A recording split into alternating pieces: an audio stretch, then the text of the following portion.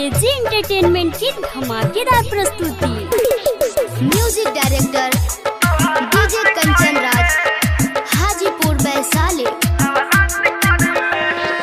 एहो देवी माही तोहरा से कइले, एहो देवी माही तोहरा से कइले, बेवफा के भूलेला नवरात कइले।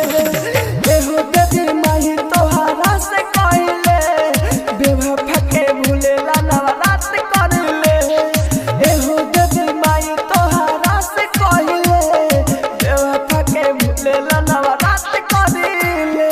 Mix by AG recording studio. DJ Kanchan राज।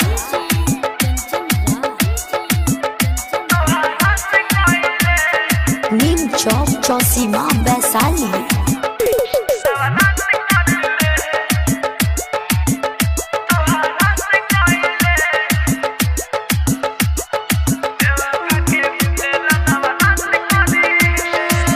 जान से ज्यादा ओकरा के चाहे, तब हमारा नहीं भइला, तब हमारा नहीं भइला। आहा दिलवा के हमारा तोरे उदी होला, दोसरा के संगे गइला, दोसरा के संगे गइला। दिन लौरी रात तोहर पाठ पढ़ले, दिन लौरी रात तोहर पाठ पढ़ले, बेवफा के भूलेला नवरात करले। एहो देवी माही तोहरा से कइले, बेवफा के भूलेला नवरात करले। एहो देवी माही तोहरा से कइले, बेवफा के भूलेला नवरात मिक्स करले। By AG recording studio.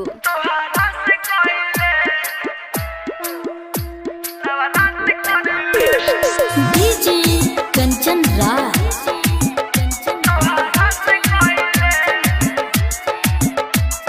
नीम चौक चौसीमा वैशाली।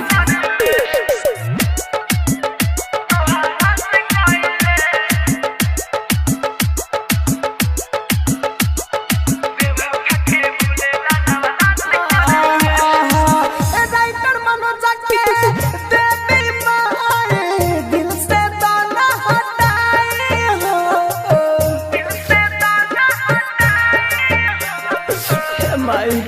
आहा चौखट से तोहरा रहू राजधानी, लेला मुड़ी लड़ाई हो, लेला मुड़ी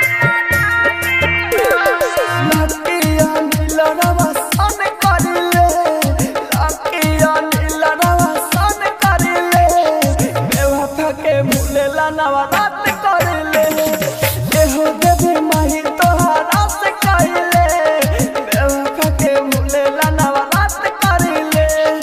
एहो देवी माही तोहरा से कइले, बेवफा के भूलेला नवरात करिले।